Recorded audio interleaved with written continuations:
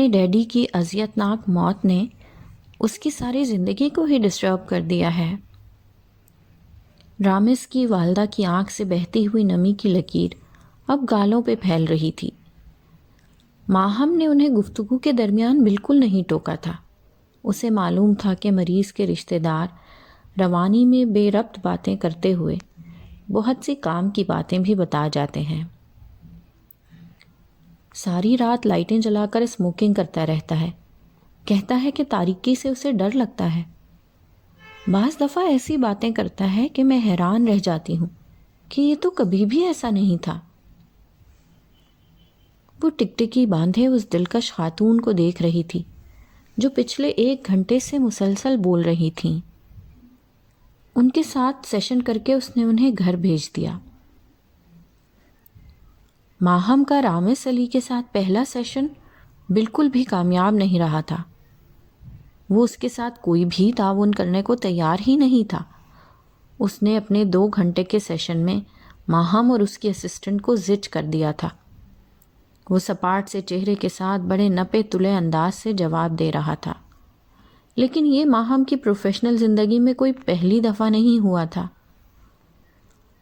اگلے سیشن میں وہ اکیلا ہی اس کے پاس آیا تھا۔ آزردگی اور تھکن اس کے ہر انداز سے مترشح تھی۔ اس کی سرخ آنکھیں رت جگہ کی غمازی کر رہی تھیں۔ اپنی ڈریسنگ کے معاملے میں وہ خاصا لاپرواہ تھا، لیکن اس کے باوجود وہ ماہم کے شاندار انٹیریئر والے کلینک میں سب سے زیادہ شاندار لگتا تھا۔ اس نے پچھلے آدھے گھنٹے میں کوئی تیسری دفعہ سگریٹ سلکائی تو ماہم کے صبر کا پیمانہ لبریز ہو گیا۔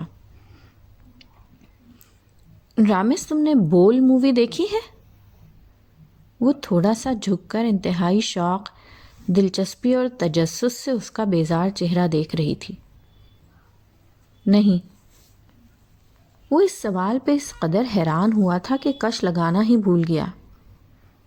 نہیں دیکھی نا؟ وہ تھوڑا سا پرجوش ہوئی اور جھٹ سے کھڑے ہو کر اجلت بھرے انداز میں گویا ہوئی۔ چلو پھر دفع کرو سب چیزوں کو، یہ سیشن ویشن بعد میں ہوتے رہیں گے، آج ہم دونوں مل کر مووی دیکھتے ہیں، اس کے بعد تم مجھے زبردست سی کافی پلاؤ گے۔ اس نے فیصلہ کن انداز سے گاڑی کی چابیاں اٹھائیں، جبکہ وہ ہکا بکا انداز سے منہ کھولے اس عجیب و غریب سے سائیکالوجسٹ کو دیکھ رہا تھا جو اسے لمحہ لمحہ حیران کر رہی تھی۔ بھائی جلدی کرو نا، کن سوچوں میں گم ہو گئے ہو، شو کا ٹائم نکل جائے گا۔ وہ اس کے بالکل سامنے کھڑے ہو کر 2 ٹوک انداز میں کہہ رہی تھی۔ اس کے انداز میں عجلت کی فراوانی تھی، جبکہ اس کی اس ہٹ درمی پر وہ جھنجھلا سا گیا۔ مجھے موویز اچھی نہیں لگتی۔ اس نے ناگواری سے ہاتھ میں پکڑی سگریٹ کو میز پر رکھے ایشٹرے میں مسلا۔ کوئی بات نہیں، مجھے تو اچھی لگتی ہے نا۔ اگلے ہی لمحے وہ اس کا بازو پکڑ کر بڑے پر اعتماد انداز سے اسے اٹھا رہی تھی۔ رامس کو دھچکا سا لگا تھا۔ اس نے سخت بے یقینی سے اپنے سامنے کھڑی نازک سے سراپے کی حامل دلکش لڑکی کو دیکھا جو آج اسے کسی بھی قسم کی رعایت دینے کو تیار نہیں تھی۔ وہ اس عجیب و غریب رویے کی حامل سائیکولوجسٹ سے بری طرح مروب ہو گیا تھا جو اپنے مریض کے ساتھ دوسرے ہی سیشن میں مووی دیکھنے جا رہی تھی۔ اس نے ٹھنڈی سی آہ بھر کر ہتھیار پھینک دیے تھے۔ کچھ ہی لمحوں بعد وہ اس کے پیچھے چل رہا تھا۔ اسے لگا تھا جیسے اس لڑکی نے اسے ہیپناٹائز کر دیا ہو۔ آسمان پر بادل تھے کہ تہ در تہ جھکتے ہی آ رہے تھے۔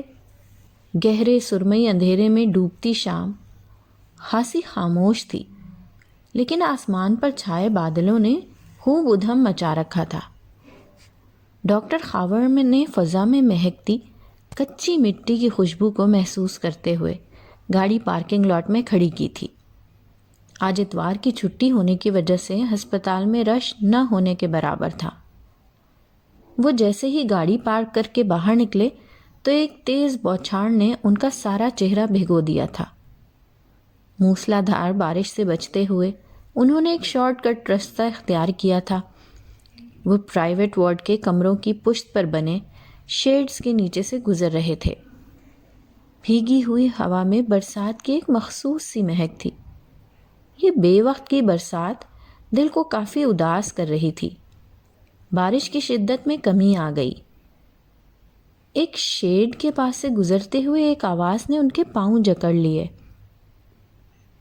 آواز میں سوز کی کیفیت سننے والے کے دل پر کتنا اثر کرتی ہے، اس کا اندازہ انہیں پہلی دفعہ ہوا تھا۔ آواز نہ صرف خوبصورت تھی بلکہ لہجے کا اتار چڑھاؤ، درد کی فراوانی اور لے پر دسترس نے انہیں جیسا محبوب سا کر دیا تھا۔ اس کی آواز میں سبک ندی کا سا بہاؤ تھا۔ وہ منقبت کے کچھ اشعار ایک جذب کے عالم میں پڑھ رہی تھی۔ میں تو پنجتن کا غلام ہوں، میں مرید خیر الانام ہوں، میں فقیر خیر الانام ہوں، میں غلام ابن غلام ہوں۔ مجھے عشق ہے تو خدا سے ہے، مجھے عشق ہے تو رسول سے، میرے منہ سے آئے مہک صدا، میں جو نام لوں تیرا بھول سے، میں تو پنجتن کا غلام ہوں۔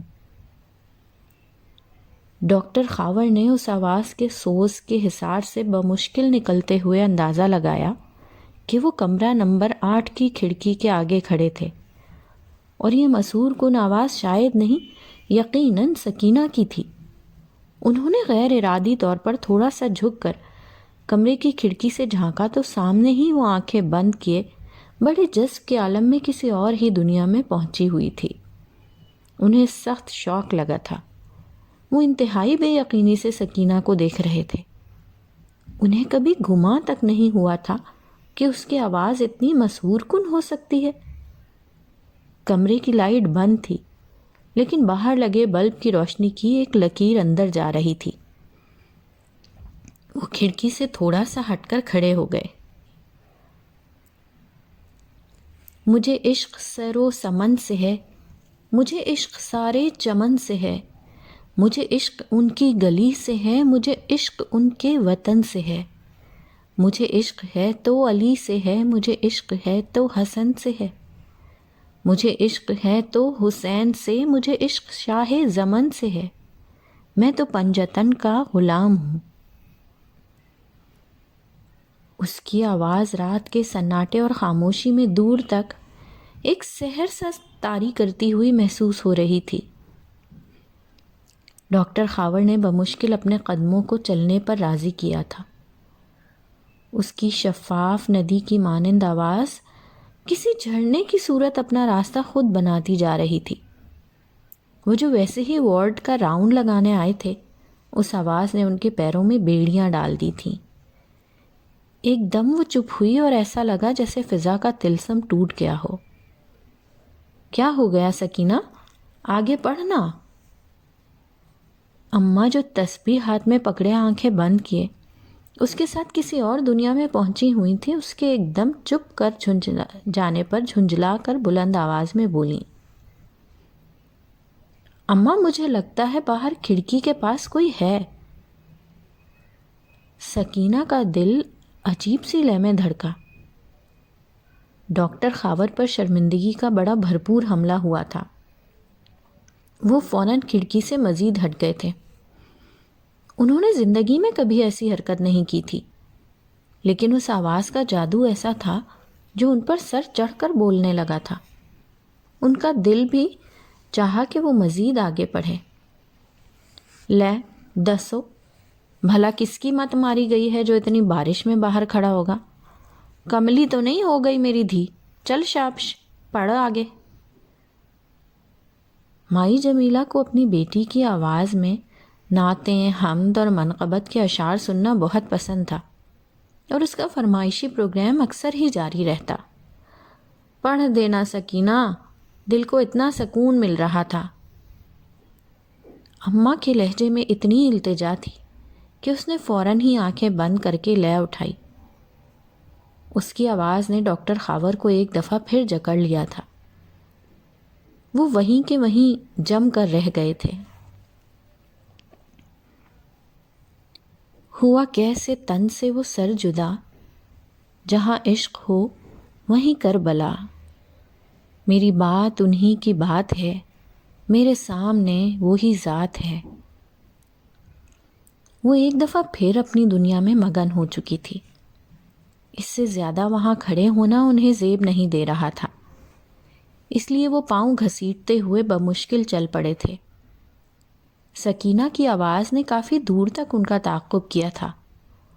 وارڈ میں داخل ہوتے ہی انہوں نے سر جھٹک کر خود کو اس سحر سے آزاد کیا۔ رات کو وارڈ سے فراغت ملی تو 10 بج رہے تھے۔ سکینہ کے کمرے کے آگے سے گزرتے ہوئے اندر لائٹ جلتی دیکھ کر وہ رک گئے اور بے اختیار ہی ہلکا سا دروازہ نوک کر کے اندر داخل ہو کر انہیں سخت شرمندگی کا احساس ہوا تھا، کیونکہ سامنے سنگل بیڈ پر تکیے کے ساتھ ٹیک لگا کر عشق کا عین پڑھتی ہوئی سکینہ بوکھلا سی گئی تھی، جبکہ اس کے مقابل صوفہ کم بیڈ پر بڑی عقیدت کے ساتھ قرآن پاک پڑھتی جمیلہ مائی بھی چونک گئی تھی۔ آئی ایم سوری، میں یہاں سے گزر رہا تھا تو سوچا کہ سکینہ کا حال پوچھ لوں۔ وہ نہ جانے کیوں خفت کا شکار ہوئے۔ اللہ تو سانو اس دا اجر دے بیٹا، ورنہ سانو غریباں نو اس ہسپتال وچ اللہ دے سوا بس تواڈا آسرا ہے۔ جمیلہ مائی نے قرآن پاک بند کر کے انتہائی ممنونیت سے ڈاکٹر خاور کو دیکھا تھا، جو ان کے لیے آخری امید تھے۔ اس سے پہلے والے سبھی ڈاکٹرز نے سکینہ کی بیماری کو لا علاج قرار دے کر انہیں مایوسی کی بھٹی میں دھکیل دیا تھا، لیکن ان کے حوصلے پھر بھی جوان رہے تھے۔ ہاں بھائی سکینہ، ٹانگوں میں آج تو کوئی درد نہیں ہوا نا؟ انہیں اپنے پروفیشن سے بے پناہ عشق تھا، اور سکینہ کا کیس تو انہوں نے ایک چیلنج سمجھ کر قبول کیا تھا۔ ان کے اس قدر توجہ سے پوچھنے پر سکینہ کے چہرے پر بڑی تیزی سے فینسی لائٹس چمکیں۔ نہیں ڈاکٹر صاحب، اب درد نہیں ہو رہا۔ اس کے معنی خیز جملے پر جمیلہ مائی نے الجھ کر اپنی اکلوتی بیٹی کو دیکھا، جو آج کل اسے قدم قدم پر حیران کر رہی تھی۔ عشق کا عین، اس کا مطلب ہے ہماری سکینہ کو مطالعے سے بھی خاصا شغف ہے۔ ڈاکٹر خاور کے جملے میں ہماری لفظ نے سکینہ کے اندر توانائی کا ایک سمندر بھر دیا تھا، اور وہ بغیر پروں کے ہی فضاؤں میں تھی۔ بس ڈاکٹر صاحب، یہ سب تو زندگی کو گزارنے کے ہتھیار ہیں، اگر یہ نہ ہو تو سکینہ تو وقت سے پہلے ہی مر جائے۔ اس کا انداز اگرچہ شگفتہ تھا، پھر بھی جمیلہ مائی نے دہل کر اپنی اکلوتی بیٹی کا چہرہ دیکھا۔ اللہ نہ کرے سکینہ، کیسی باتیں کرتی ہیں آپ؟ ڈاکٹر خاور کے لہجے سے بھی ہلکی سی خف کی جھلکی۔ انہوں نے پہلی دفعہ اس کے کمرے کا جائزہ لیا۔ سامنے لوہے کی الماری پر بہت سی کتابیں سلیقے کے ساتھ رکھی ہوئی تھیں۔ کمرے میں موجود واحد میز پر چائے کے برتن دھلے ہوئے، ساتھ ایک فائل اور کچھ ادویات رکھی ہوئی تھیں۔ الماری کے اوپر والے خانے میں چھوٹا سا قرآن پاک، ایک تسبیح، جائے نماز، روم اسپرے اور کافی ساری چھوٹی چھوٹی چیزیں رکھی ہوئی تھیں۔ ڈاکٹر خاور کو اندازہ تھا کہ یہ کمرہ انہیں بیت المال والوں کی بھرپور کوششوں سے ملا ہے، اور وہ پچھلے 20 دن سے یہاں مقیم تھیں۔ ڈاکٹر صاحب، کیا میں واقعی اپنے پیروں پہ چلنے لگوں گی نا؟ اس کے لہجے میں بچوں کا سا اشتیاق جھلک رہا تھا۔ وہ اس کی بات پہ ہلکا سا مسکرائے۔ انشاءاللہ۔ ان کے انداز میں بھرپور اعتماد تھا۔ پتہ ہے ڈاکٹر صاحب، میں ٹھیک ہونے کے بعد پھر سے اپنی پڑھائی کا سلسلہ شروع کروں گی۔ مجھے بھی آپ کی طرح ایک اچھا ڈاکٹر بننا ہے۔ سکینہ کا پرعزم انداز ڈاکٹر خاور کے ساتھ ساتھ اماں کو بھی اچھا لگا تھا۔ انشاءاللہ میرا سونا عرب وہ ویلا ضرور لائے گا جی۔ جمیلہ مائی نے بھی گفتگو میں حصہ لیا۔ آپ کی بس ایک ہی فلاسفر بیٹی ہے؟ ڈاکٹر خاور کی بات میں لفظ فلاسفر تو اماں کو سمجھ نہیں آیا تھا، لیکن ان کے اس قدر اہمیت دینے پر وہ خاصی مسرور تھیں۔ ਜੀ ਇੱਕੋ ਇੱਕ ਧੀ ਹੈ ਤੇ ਅਸੀਂ ਆਪਣੀ ਧੀ ਸਕੀਨਾ ਨੂੰ ਸ਼ਾਦੀ ਦੇ ਪੂਰੇ 17 ਵਰਿਆਂ ਦੀਆਂ ਦਵਾਵਾਂ ਨਾਲ ਹਾਸਿਲ ਕੀਤਾ ਹੈ। ਇਸ ਨਮਾਣੀ ਦਾ ਪਿਓ ਤੇ ਆਪਣੀ ਧੀ ਦਾ دیਵਾਨਾ ਹੈ। ਉਹਨੇ ਆਪਣੀ ਕਾਕੀ ਕੀ ਪੈਦਾ ਹੋਣ ਦੀ ਖੁਸ਼ੀ ਵਿੱਚ ਪੂਰੇ ਪਿੰਡ ਨੂੰ ਮੋਤੀ ਚੂਰ ਦੇ ਲੱਡੂ ਖਿਲਾਏ ਸੀਣ। जमीला माई की बात पर डॉक्टर खावर खुलकर मुस्कुराए। वाकई उन्हें बड़ी खुशगवार हैरत हुई। फिर तो वो बहुत परेशान होंगे सकीना की बीमारी की वजह से। डॉक्टर खावर ने उसकी ताज़ा रिपोर्ट्स और रीडिंग को देखते हुए संजीदगी से पूछा। परेशान ते है पर सानू सोने रब दे नाल कोई गिला नहीं। इस धी राणी ने पूरे 14 वरे ਸਾਡੀ ਫੀਕੀ ਜ਼ਿੰਦਗੀ ਵਿੱਚ ਫੁੱਲ ਵੀ ਤੇ ਖਿਲਾਏ ਸਿਣ। ਐਡਾ ਪਿਓ ਆਖਦਾ ਹੈ ਕਿ ਜਮੀਲਾ ਅੱਲਾ ਤੂੰ ਕਦੀ ਸ਼ਿਕਵਾ ਨਾ ਕਰੀ, ਤੇ ਮੈਂ ਇਹ ਗੱਲ ਆਪਣੇ ਪੱਲੂ ਨਾਲ ਬਾਂਧ ਲਿੱਤੀ। डॉक्टर खावर ने सख्त हैरत से अपने सामने मुअद्दब अंदाज में खड़ी खातून को देखा जो मुजस्सम सब्र और शुक्र का नमूना थी। उन्हें बेसाख्ता उस पर रश्क आया। वो आज बड़ी फुर्सत से उनके सामने खड़े थे और सकीना का दिल बुरी तरह बगावत पे उतरा हुआ था। बस अम्मा, अल्लाह आपको इस्तकामत दे और सकीना को इस इस्तकामत के बदले सेहत दे। उन्होंने खुलूस से दिल से दुआ की थी। वैसे सकीना, आपकी आवाज़ बहुत खूबसूरत है। आज शाम मनक़बत के कुछ अशार मेरे कानों में पड़े तो मुझे अंदाज़ा हुआ। अपनी तारीफ़ पर उसके चेहरे की रंगत में सुर्खी सी फैली जिसने उसके चेहरे का रंग और सांवला कर दिया था। उसे यकीन हो गया था कि शाम में खिड़की के पास डॉक्टर खावर ही थे। उसके दिल ने झूठी गवाही नहीं दी थी। उसकी दिल की धड़कनें ऐसे ही बेरब्त नहीं हुई थीं। मोहब्बत मुझे और रामेस अली से? ओ शिट यार, उसने चौंक कर दोहराया और फिर अपने सामने बैठी आयशा रहीम को बेयकीनी से देखा, जो ये फुलझड़ी छोड़कर बड़ी बेतकल्लुफ़ी से सेब खाने में मगन थी। ग्लास वॉल से बाहर बारिश गार्डीना और जीनिया की क्यारियों पर मुसलसल बरस रही थी। अगले ही लम्हे वो बेजारी से सर झटक कर इंतहाई ताज्जुब से कह रही थी, यार किसी के मुताल्लिक़ बात करने का मतलब ये थोड़ी होता है कि आपको उससे मोहब्बत हो गई है। तुम भी बाज़ दफ़ा कमाल कर जाती हो आयश। माहम बहुत एहतियात से अपने लंबे नाखूनों पर बड़ी नफासत से नेल पॉलिश लगा रही थी। स्याह रंग के सूट में उसकी शहाबी रंगत दमक रही थी। कभी कभार किसी के मुताल्लिक़ बात करना तो अलहदा बात है, लेकिन जब आप सुबह शाम एक ही शख्स की शान में कसीदे पढ़ेंगे तो अच्छा खासा मेरे जैसा अक्लमंद बंदा भी मशकूक होगा ना। आयशा ने सर झटक कर बेजारी से अपनी अकलौती बेहतरीन दोस्त को देखा, जो इंतहाई महवियत से नेल पॉलिश लगा कर अब फूंके मार मार कर उसे खुश कर रही थी।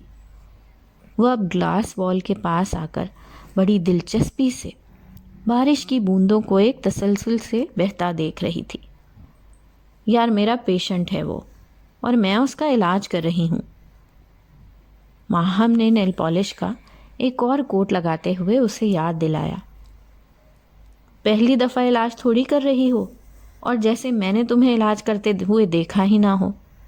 तुम्हारी एक एक रग से वाकिफ़ हूँ मैं। उस मरीज़ को ज़रूरत से ज़्यादा तुमने सर पर सवार कर लिया है। आयशा अब हाथ में सेब लिए काउच पर बैठ गई, लेकिन उसकी नज़रें शीशे की दीवार के उस पार बरसती बारिश पर थीं। ब्रिगेडियर मंसूर ने यह घर बड़े आर्टिस्टिक अंदाज में बनवाया था। हर कमरे से खूबसूरत लॉन का नज़ारा किया जा सकता था। यार वो अंकल जवाद के रेफरेंस से मेरे पास आया है, और उनका तो तुम्हें पता है कि मुझसे भी 4 हाथ आगे हैं। हर सेशन पर अपडेट्स लेने के लिए अमेरिका से इतनी लंबी कॉल करते हैं। माहम ने हनूज अपने काम में मसरूफ़ होते हुए भी उसे वजाहत दी। گناہگار سمجھے گی دنیا تجھے، اب اتنی زیادہ صفائی نہ دے۔ عائشہ کے لہجے میں چھپی شرارت پر اس نے سر اٹھا کر اسے دیکھا۔ اسی لمحے گیلی نیل پالش پر اس کا اپنا ہاتھ لگنے سے ایک ناخن کی سطح اچھی خاصی خراب ہو گئی تھی۔ وہ اب ریموور سے اسے صاف کر رہی تھی۔ اف، کتنا فضول کام، تم کتنی توجہ سے کر رہی ہو۔ عائشہ نے اسے دوبارہ نیل پالش لگاتے دیکھ کر طنزیہ انداز سے کہا تو وہ کھلکھلا کر ہنس پڑی۔ عائشہ نے توصیفی نگاہ سے اس کی انگلیوں کو دیکھا، جنہیں دیکھ کر گمان ہوتا تھا کہ کسی سنگ تراش نے اسے بڑی محنت سے تراشا ہوگا۔ ویسے یار، تمہیں بھلا ان مصنوعی ہتھیاروں کی کیا ضرورت ہے؟ خواہ مخواہ خود کو ہلکان کرتی ہو۔ عائشہ نے رشک بھری نظروں سے اسے دیکھا۔ 5 فٹ 5 انچ قد، سرخ و سفید رنگت، جیسے کسی نے دودھ میں روح افزا ملا دیا ہو۔ شہد رنگ آنکھیں، ستواں ناک اور گلاب کی پنکھڑی جیسے ہونٹ۔ اسے اپنی دلکشی کا بھرپور احساس تھا۔ یار کیا کروں، دل چاہتا ہے کہ بس ہر لحاظ سے پرفیکشن نظر آئے۔ آنکھوں کو ذرا سی بھی کمی یا بھدا پن بری طرح کھٹکتا ہے۔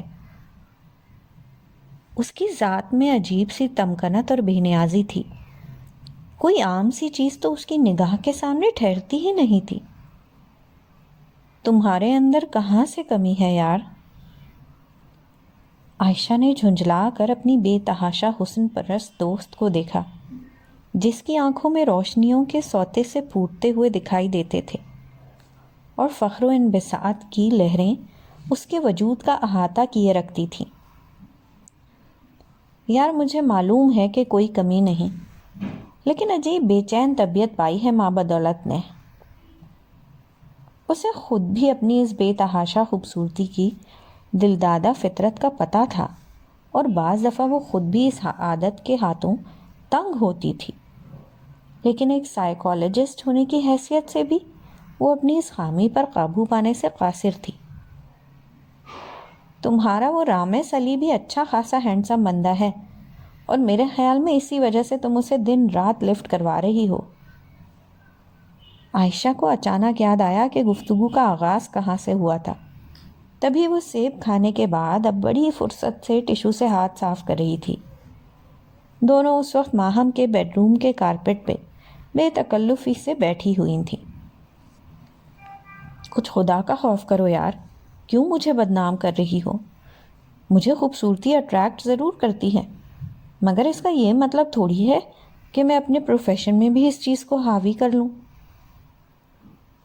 ماہم نے نیل پالش لگا کر ٹانگیں پھیلاتے ہوئے اپنی دوست کو گھورا، جو اس کے بارے میں آج خاصے غلط اندازے لگا رہی تھی۔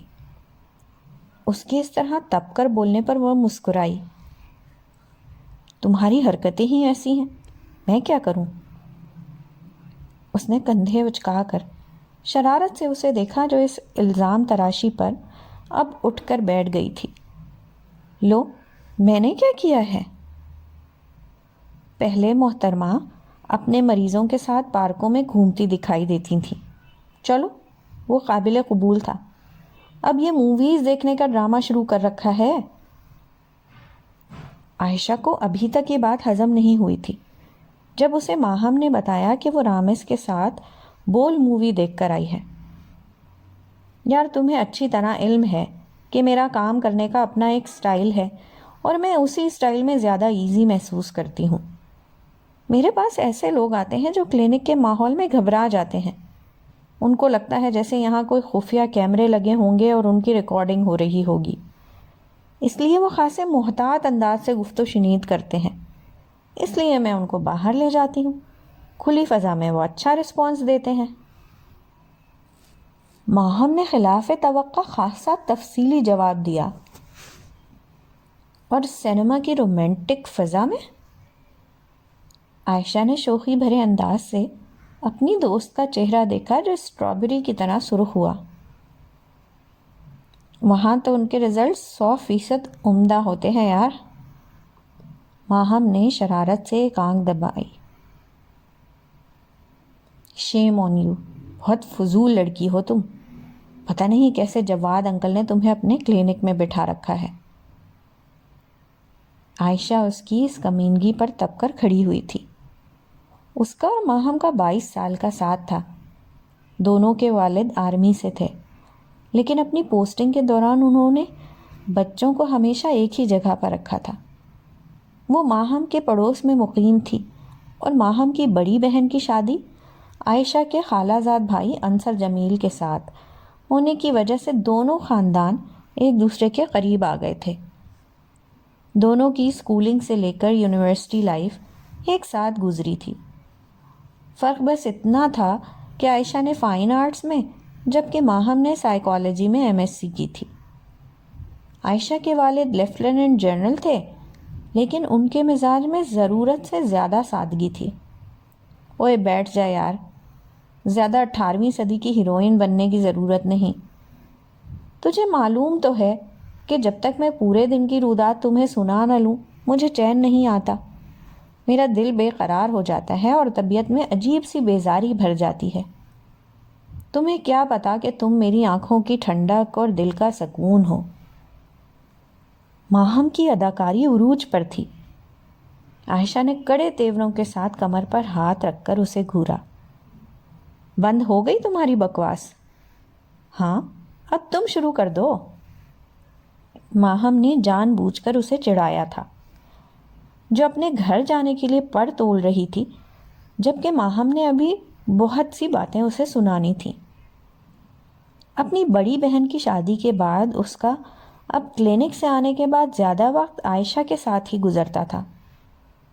بریگیڈیئر منصور کی صرف 2 ہی بیٹیاں تھیں، جن میں ماہم چھوٹی تھی. میں تمہارے لیول کی فضول گفتگو نہیں کر سکتی، اور نہ ہی میرے پاس اتنا فالتو وقت ہے کہ میں تمہارا رامس نامہ سنوں. مجھے اپنی سولو ایگزیبیشن کی تیاری بھی کرنی ہے.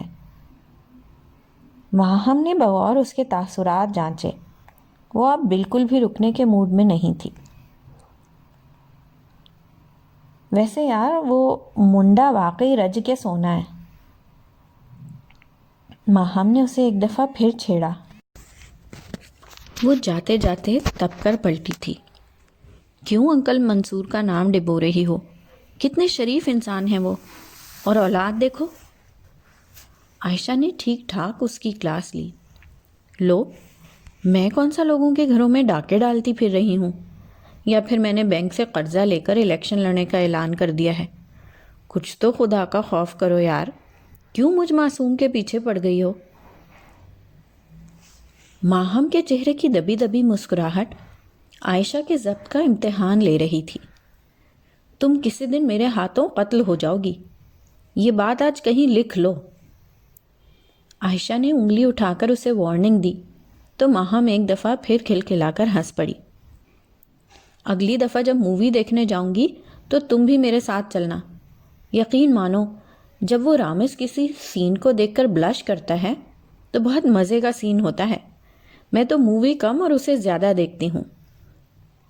ماہم کی آنکھوں میں مچلتی شرارت کو سمجھتے ہوئے بھی عائشہ نے اسے گھورا. سوری، میرے پاس ایسی فضولیات کے لیے کوئی ٹائم نہیں. یہ پھیرے ٹورے تمہیں ہی مبارک ہوں. ایک دم فلرٹ لڑکی ہو تم، اور تمہیں خود ایک اچھے سائیکائٹرسٹ کی ضرورت ہے. پہلی فرصت میں کسی سے اپوائنٹمنٹ لو، سمجھی؟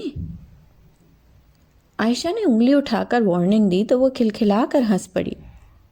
اور اگر وہ بندہ بھی پہلے ہی سیشن میں مجھے مووی دکھانے لے گیا تو؟ ہم اچھل کر اس کے سامنے آن کھڑی ہوئی. تو ایسے واہیات بندے سے فوراً سے پہلے شادی کر لینا، کیونکہ تمہیں ایسا ہی پاگل بندہ سوٹ کرتا ہے. عائشہ نے بازو سے پکڑ کر اسے چل کر کہا اور فوراً کمرے سے نکل گئی. جاتے ہوئے اس نے اتنی قوت سے دروازہ کھینچ کر مارا تھا کہ ایک لمحے کو تو ماہم کو لگا جیسے کوئی بھونچال آ گیا ہو. اگلے ہی لمحے وہ اسے منانے کے لیے اس کے پیچھے لپکی تھی. صبح کا اجالا آہستہ آہستہ انگڑائی لے کر نمودار ہو رہا تھا. سکینہ نے ہاتھ بڑھا کر کھڑکی کا پردہ ہٹایا تو سامنے آم کے گھنے اور اونچے درختوں کے ساتھ ساتھ کے خوشبو اڑاتے ہوئے پیڑوں پر صبح کی دل فریبی چھائی ہوئی تھی۔ اس کا بیڈ بالکل کھڑکی کے پاس تھا۔ وہ کھڑی نہیں ہو سکتی تھی، لیکن بیٹھے بیٹھے پردہ ہٹا کر باہر کے مناظر سے لطف اندوز ہوتی رہتی تھی۔ صبح کا وقت سکون کا احساس اس قدر تقویت بخش تھا کہ ایک لمحے کو سکینہ کا دل چاہا کہ وہ باہر نکل جائے، لیکن اماں فجر کی نماز پڑھ کر دوبارہ سو چکی تھیں۔ سامنے لان میں لگے درختوں سے تھوڑا آگے پارکنگ تھی، جہاں اکا دکا گاڑیاں کھڑی تھیں۔ شیشم کے درخت کے نیچے ماربل کے بینچ پر ایک بوڑھا اپنی بوسیدہ سی چادر اوڑھے سو رہا تھا۔ سکینہ کو بے اختیار ابا یاد آ گیا تھا، جو ہر 15 دن کے بعد سکھر سے اتنا لمبا سفر کر کے ماں بیٹی سے ملنے آتا تھا۔ اس کی یہ روٹین گزشتہ 4 سال سے تھی۔ وہ کئی ماہ اسپتال میں رہ کر آتی تو ابا کی خوشی دیدنی ہوتی۔ وہ بار بار اس کے ماتھے کا بوسہ لیتا۔ چونکہ اس کے یہاں رہنے کی وجہ سے سلسلہ معاش رک جاتا تھا، اس لیے پنڈ میں رہنا اللہ دتا کی بہت بڑی مجبوری تھی۔ وہ مٹی کے برتن بنا کر شہر میں فروخت کرتا اور اپنی ساری آمدن ماں بیٹی کو منی آرڈر کر دیتا۔ وہ لوگ کئی ماہ ہسپتالوں میں رہتی اور پھر ڈاکٹروں کے جواب دینے پر کچھ عرصے کے لیے گھر آ جاتی اور پھر کسی اور نئے ڈاکٹر کی تلاش میں نکل جاتی۔ ابا تیرے ہاتھوں میں کتنی نفاست ہے، کتنے خوبصورت پانڈے بناتا ہے تو، ایسا کر کے مجھے بھی ڈھا کے دوبارہ بنا دے۔ ایک دن اس کی عجیب و غریب فرمائش پر ابا نے دہل کر اسے دیکھا۔ یہ بیٹی اس کے جگر کا ٹکڑا تھی اور اس کی آنکھوں کی ٹھنڈک۔ نہ پتری نہ، ایسی باتیں نہیں کرتے، ہمارے ہاتھوں میں ایسی طاقت کہاں، یہ تو سونے رب دے کام ہے، وہ جس کو چاہے جیسا بنا دے۔ ابا اور اماں دونوں ہی صبر و شکر کی مٹی سے گوند کر ہی شاید بنائے گئے تھے۔ ابا، کیا ایسا بھی ہوتا ہے کہ اللہ پہلے کسی بندے کو اچھا بنا دے اور پھر کچھ سالوں کے بعد اس کی مٹی سے بنے وجود کو عیبدار کر دے؟ سکینہ کو اس دن پتہ نہیں کیا ہو گیا تھا جو ابا سے ایسی باتیں کر رہی تھی۔ سکینہ میری دھی، جھلی تو نہیں ہو گئی؟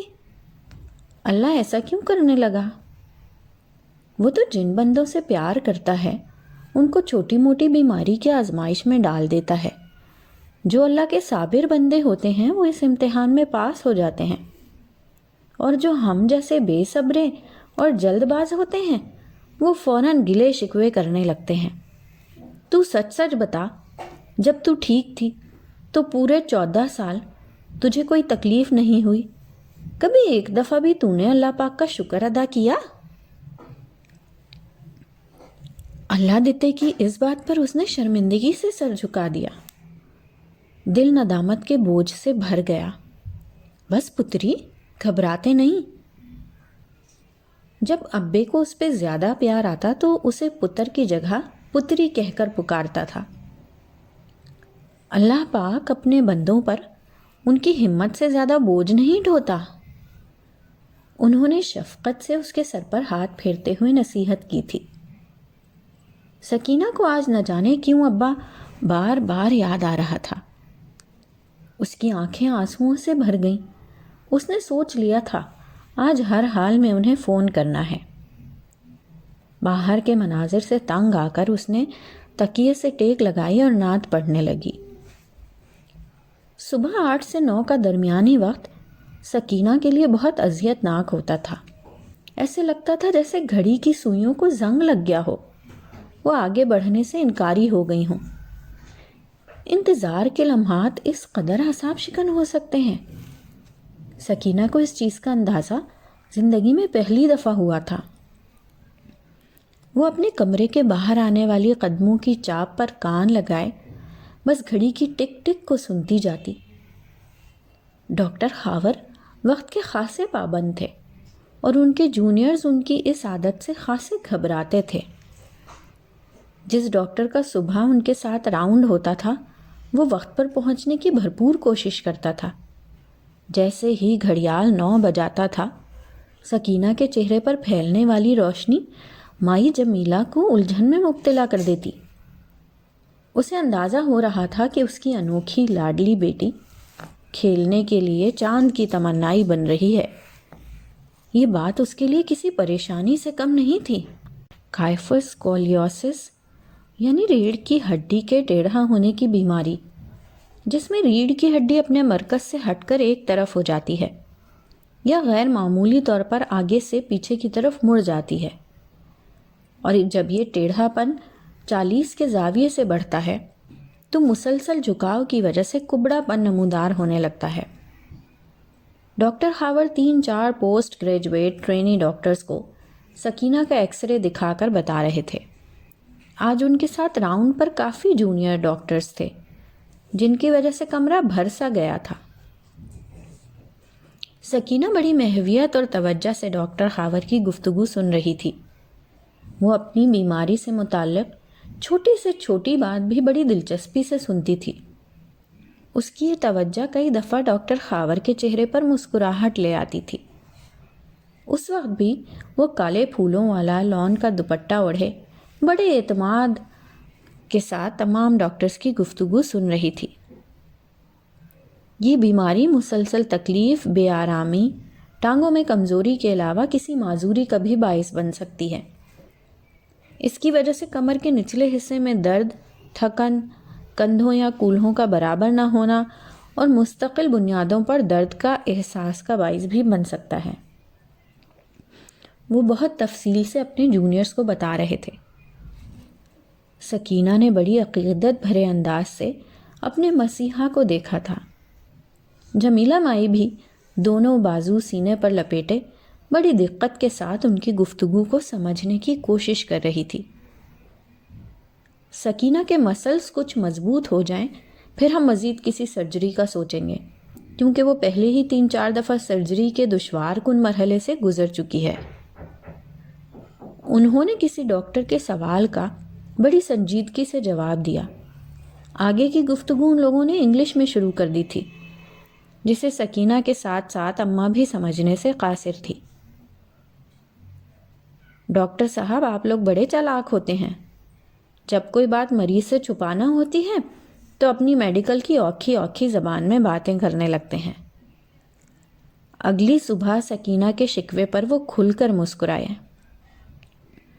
ایسی بات نہیں ہے سکینہ، ہمارے لیے میڈیکل کی زبان مشکل نہیں، ہم اس زبان میں اپنے ساتھیوں کو چیزیں زیادہ بہتر طریقے سے سمجھا سکتے ہیں، اور میں تو آپ کی خاطر زیادہ گفتگو بھی آپ کی بیماری کے سلسلے میں بہت آسان اور عام فہم زبان میں کرتا ہوں، کیونکہ مجھے علم ہے کہ آپ اپنے کیس میں کافی دلچسپی لیتی ہیں، اور پھر آپ میری بہت خاص مریضہ بھی تو ہیں۔ ڈاکٹر خاور کا عام سا لہجہ سکینہ کا دل دھڑکا گیا تھا۔ اس کی آنکھوں میں بے اختیار ہی ستارے چمکے۔ جمیلہ مائی نے بے اختیار ہی اپنی نادان بیٹی کے چہرے سے نظریں چرائیں۔ اب معاملہ ان کے اختیار سے باہر ہو چکا تھا۔ مجھے کل ڈاکٹر شمسہ بتا رہی تھی کہ آپ کو 2 دن سے کمر میں زیادہ تکلیف کا سامنا ہے، جس کی وجہ سے نماز پڑھنے میں دشواری ہوتی ہے۔ انہیں اچانک یاد آیا، جی ڈاکٹر صاحب، سجدہ کرتے ہوئے بہت مشکل ہوتی ہے۔ اس نے افسردگی سے اپنی پریشانی بتائی۔ میں آپ کی فزیو تھراپسٹ سے بھی ڈسکس کروں گا، اور مجھے ایسا کہنا تو نہیں چاہیے، لیکن جب تکلیف زیادہ ہو تو آپ 2-4 دن چھوڑ کر نماز پڑھ لیا کریں۔ انہوں نے بہت محتاط انداز سے مشورہ دیا تھا، لیکن ان کی بات پر سکینہ کے ساتھ ساتھ اماں کو بھی کرنٹ لگا۔ نہ جی نہ، ایسا ہرگز نہیں ہو سکتا۔ میں نے تو اپنے آپریشن کے دنوں میں بھی اشاروں سے نماز پڑھی ہے، اور اللہ کا شکر ہے کہ میرے اماں اور ابا کے ذمے کوئی نماز قضا نہیں ہے۔ اس کے لہجے میں ہلکا سا غرور چھلکا۔ جمیلہ مائی نے سخت ناگواری سے اپنی بیٹی کا چہرہ دیکھا، جس پہ جھلکتا فخر انہیں کوفت میں مبتلا کر رہا تھا۔ آئی ایم سوری، میرا مطلب ہرگز یہ نہیں تھا. اصل میں آپ کی بیماری کی وجہ سے ایسا کہہ رہا ہوں، ورنہ اسلام میں بھی بیماری کی چھوٹ تو ہے نا. پھر جب آپ ٹھیک ہو جائیں تو وہ ادا کر دیجیے گا.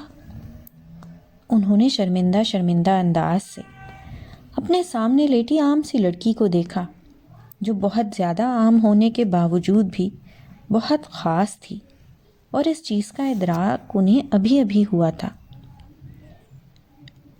آپ بہت ہی صابر و شاکر اور اللہ کی خاص بندی ہیں.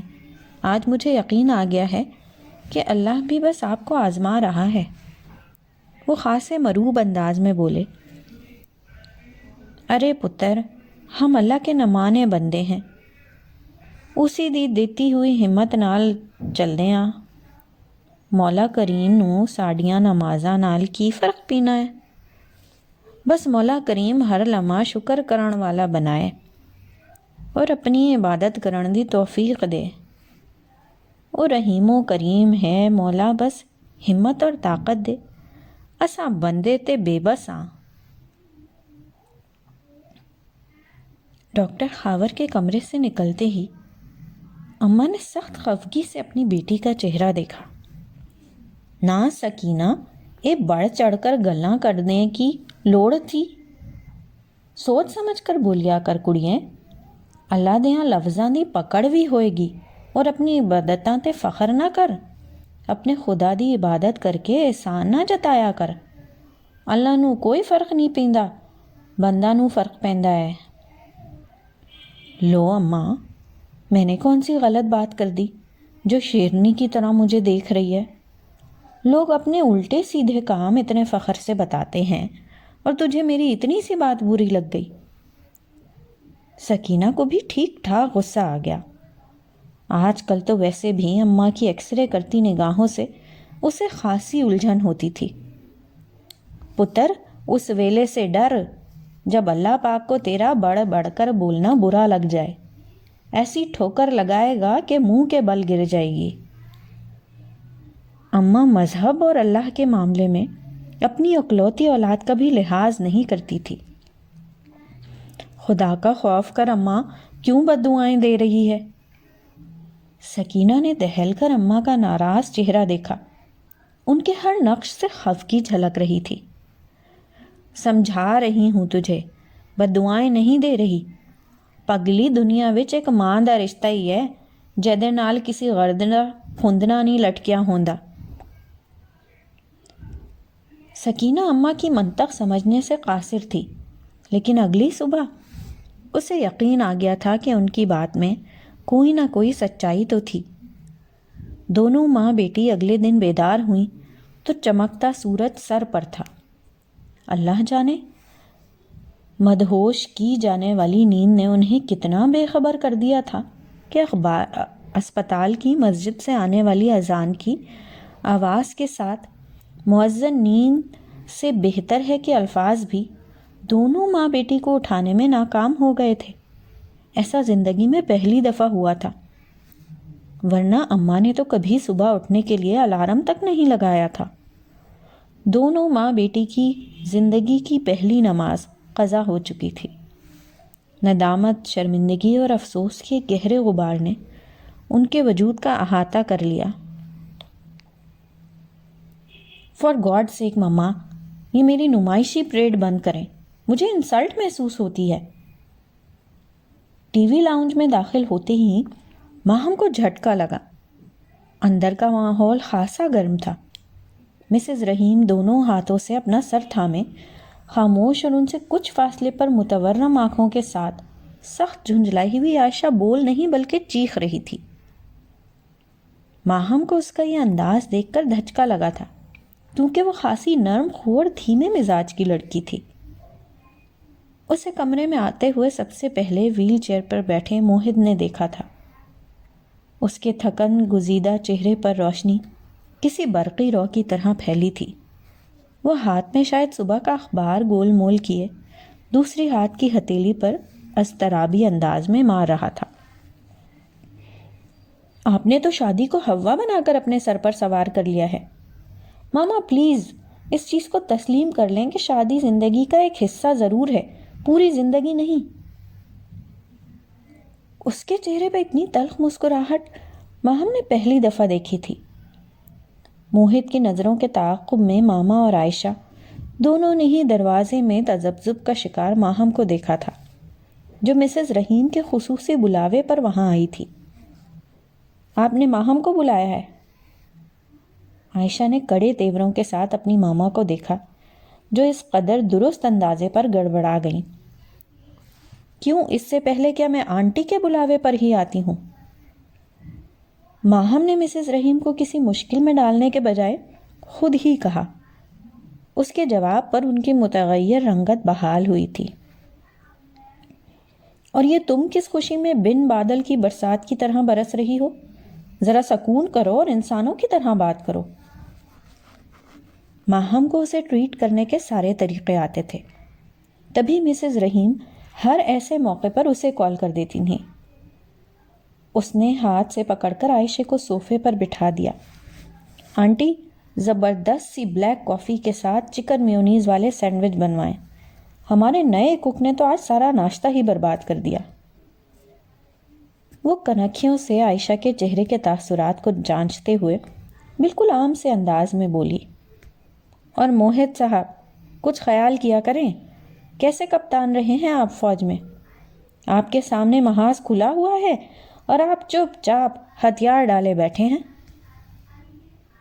اس نے موہت کی آنکھوں میں اپنے لیے مچلتے جذبوں سے دانستہ نظریں چراتے ہوئے اس کی بھی ساتھ میں ہی کلاس لی تھی۔ ہم تو بہت سال پہلے ہی ہتھیار ڈال چکے ہیں ماہم منصور، اور محاذوں سے معذور ہو کر لوٹنے والے فوجیوں کو لوگ کہاں تک پوچھیں، تھک ہار کر ان کے حال پر چھوڑ دیتے ہیں۔ موہت کا لہجہ پسپا اور چہرے پر دکھ کی گہری تہ۔ مسز رحیم اور عائشہ نے اخبارگی نظر اٹھا کر ایک دوسرے کو دیکھا۔ دونوں کے مزاج کی برہمی کا پارا بڑی تیزی سے نیچے آیا۔ وہ بازوؤں کو سینے سے لپیٹے خاصا تھکا تھکا سا تھا۔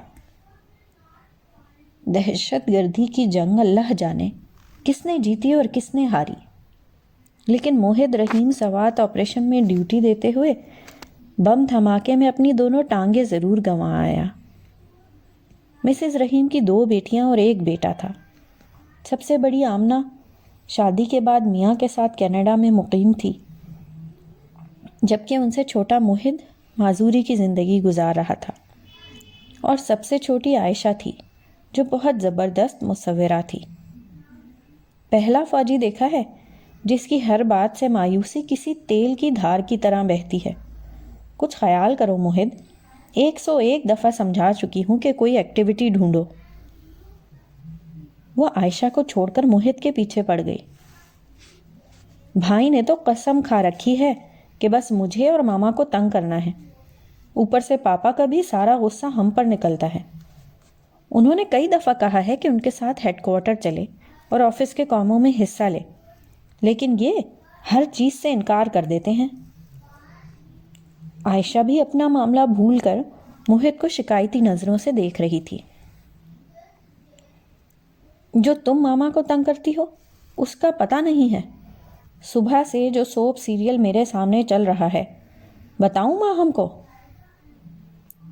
موہت کے لہجے کی کھنک اسے دیکھتے ہی لوٹ آتی تھی۔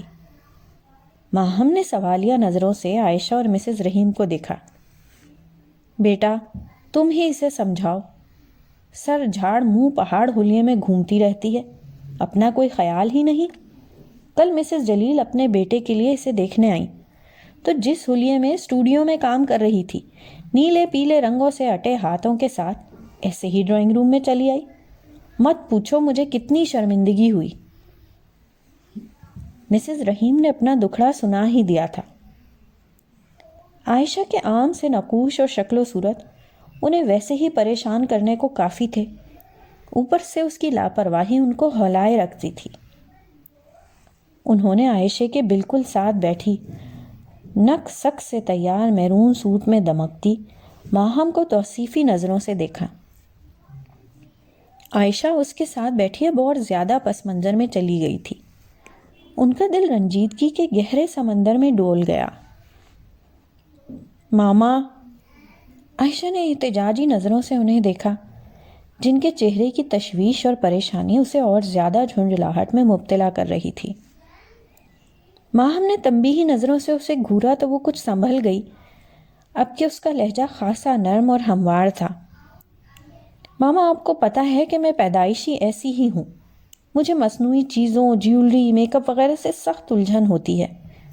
مصنوعی پن چاہے چیزوں میں ہو یا رویوں میں، مجھے بہت برا لگتا ہے، اور مسز جلیل جیسے بن بن کر بولتی ہیں مجھے بالکل پسند نہیں، اور اوپر سے ان کا دائمی نزلے کا مریض لڑکیوں جیسا بیٹا، وہ تو مجھے سخت زہر لگتا ہے، جس کی ڈریسنگ ٹیبل طرح طرح کے لوشنز، کریموں اور میک اپ کی چیزوں سے لدی رہتی ہے۔ اس کی آخری بات پر ماہم اور موہد دونوں نے اپنی ہنسی کا گلا بڑی صفائی سے گھونٹا تھا، ورنہ مسز رحیم کی توپوں کا رخ ان کی جانب ہو جاتا۔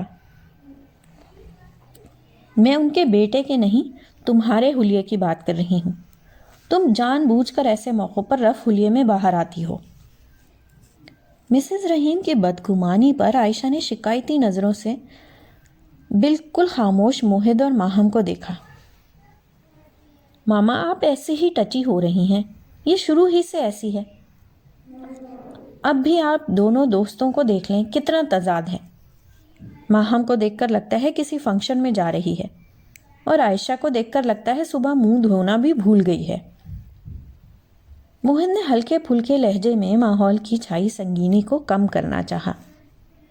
اس کی بات پر کپ میں کافی انڈیلتی ماہم نے کھا جانے والی نظروں سے اسے دیکھا۔ ان تینوں کی کسی زمانے میں خوب دوستی تھی۔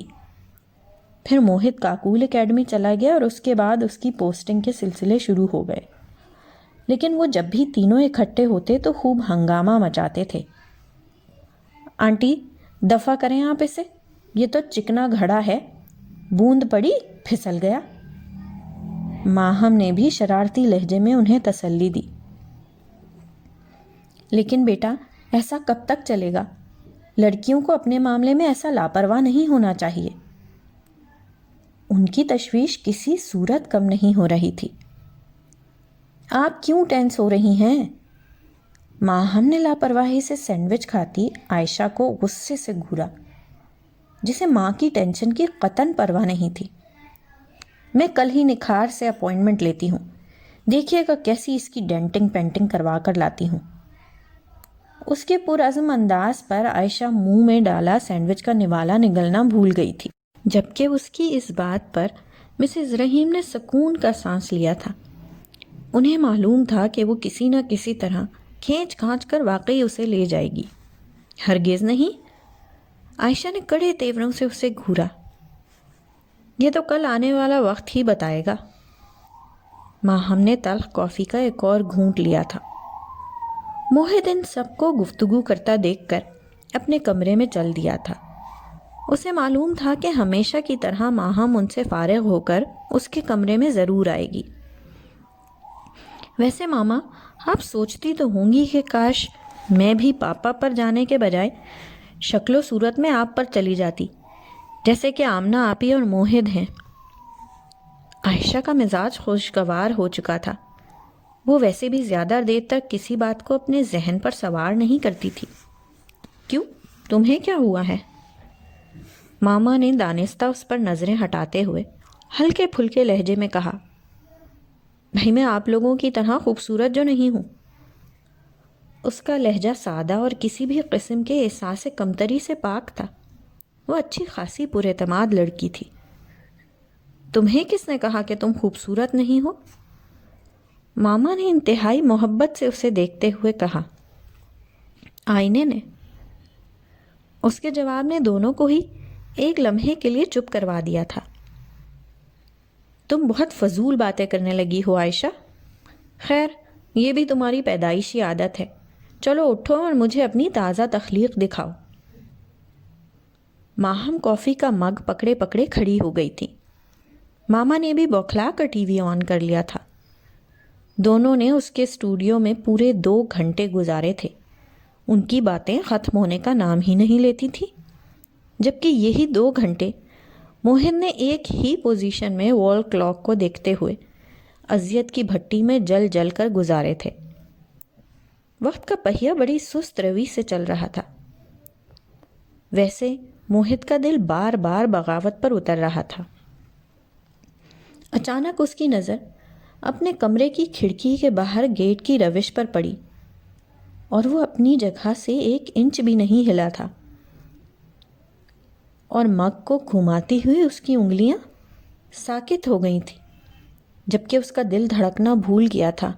اسے ایسا لگا جیسے کسی تیز رفتار ٹرین نے اس کے پرخچے اڑا دیے ہوں۔ وہ پھٹی پھٹی نگاہوں سے ارغوانی پھولوں کی روش پر واپس اپنے گھر جاتے ہوئے ماہم منصور کو دیکھتا رہا۔ وہ آج پھر اس سے ملنا بھول گئی تھی۔ آج پھر بہت عجیب بات ہوئی۔ سکینہ عصر کی نماز پڑھ کر جو مدہوش ہو کر سوئی تو مغرب کی اذان نے بھی اسے نہیں اٹھایا۔ حالانکہ اس کا دعویٰ تھا کہ اذان کی ہلکی سی آواز پر بھی وہ گہری نیند سے جاگ جاتی ہے، لیکن آج کل سب کچھ ہی الٹ ہو رہا تھا۔ نی سکینہ اٹھ جا، نماز پڑھ لے، یہ کون سا ٹائم ہے تیرا سونے کا؟ جمیلہ مائی کی آواز نے بھی اس کی نیند میں خلل نہیں ڈالا تھا۔ او پتر اٹھ جا، ویلا نکلتا جا رہا ہے، مغرب دا ٹائم ہوندا ہی کی نہ ہے۔ اس کی آواز میں فکر مندی کے ساتھ ہلکی سی خفگی تھی، لیکن سکینہ نے بھی شاید آج کوئی قسم کھا رکھی تھی کہ جمیلہ مائی کی کسی آواز پر کان نہیں دھرنا، جو جائے نماز پر بیٹھی اسے آوازیں دے رہی تھی۔ کمرے میں پیلے بلب کی روشنی گندھک کے غبار کی طرح پھیلی ہوئی تھی۔ اٹھ جانا کریمے، تجھے وضو کرنے میں بھی ٹائم لگے گا۔ سکینہ کو واش روم میں لے کر جانا بھی ایک دشوار کن مرحلہ تھا، جو جمیلہ مائی ماتھے پر ایک بھی شکن لائے بغیر خوش اسلوبی سے انجام دیتی تھی۔ اس کمرے میں اٹیچ باتھ کی وجہ سے انہیں کافی آسانی تھی۔ نی سکینہ بتا، آج تیرے کی ارادے نے؟ جمیلہ مائی نے اٹھ کر خاصے جارحانہ انداز کے ساتھ اس کے کندھے کو جھنجھوڑا تو سکینہ نے بمشکل نیند بھری آنکھ کھول کر ناگواری سے اماں کو دیکھا۔ کیا ہے اماں؟ اٹھتی ہے یا تیرے ایک ہاتھ جماؤں؟ اتنی دیر سے رولا ڈال رہی ہوں کہ نماز دا ویلا نکلا جا رہا ہے، بلکہ اب تو نکل ہی گیا ہے۔ اماں نے کھڑکی کا پردہ ہٹا کر باہر پھیلے گھپ اندھیرے کو دیکھا۔ اس سے زیادہ مایوسی اور دکھ کا اندھیرا اس کے اپنے اندر اترا تھا۔ اماں کے غضبناک انداز نے سکینہ کی ساری نیند اڑا دی تھی۔ اس نے فوراً اٹھ کر وال کلاک دیکھا اور یک لخت شرمندہ ہو گئی۔ تجھے کیا ہو گیا ہے سکینہ؟ اماں نے سخت صدمے سے اپنی لاڈلی بیٹی کا خفت زدہ چہرہ دیکھا۔ نماز کی سستی تو تو نے زندگی میں کبھی نہ کی۔ پہلے پرسوں فجر کی نماز، کل عصر دا ویلا اور آج مغرب دی نماز نکال دی۔ تیرے ابے کو پتہ چلے گا تو وہ کتنا دکھی ہوگا۔ تو نے تو پتر اس وقت بھی اشارے سے نمازیں پڑھی جب تیرا آپریشن ہوئے چند گھنٹے ہی ہوئے تھے۔ جمیلہ مائی کی اردو کافی بہتر ہو گئی تھی اور وہ بغیر اٹکے آرام سے بات کر لیتی تھی۔ اس وقت اس کے لہجے میں دکھ، تاسف اور رنج ٹھانٹے مار رہا تھا۔ پتر، مینوں لگدا ہے کہ رب سونے نوں تیری کوئی گل بری لگ گئی ہے۔ سکینہ توبہ کر توبہ، اللہ ناراض ہو گیا تے میری دھی تو رول جائیں گی۔ اس ویلے سے تو ڈر جب سونا رب تیرے دل دے کوئی مہر ہی نہ لگا دے۔ جمیلہ مائی نے اسے اللہ کے غضب سے ڈرایا اور وہ ڈر بھی گئی۔ آنسوؤں کے پرحدت قطرے اس کے رخساروں پر پھیل رہے تھے۔ یا اللہ، میری کملی دھی تے رحم کر، اس نمانی کے کسی لفظ کی پکڑ نہ کرنا، یہ نادان ہے، پاگل ہے، کملی ہے، شودی نوں گل کرنے دا سلیقہ ہی نہیں ہے۔ جمیلہ مائی کی اونچی آواز میں مانگی گئی دعا اسے اور بھی شرمندہ کر رہی تھی۔ اسے حقیقتاً یہ سوچ کر تکلیف ہو رہی تھی کہ وہ اپنے رب سے غافل کیوں ہو رہی ہے۔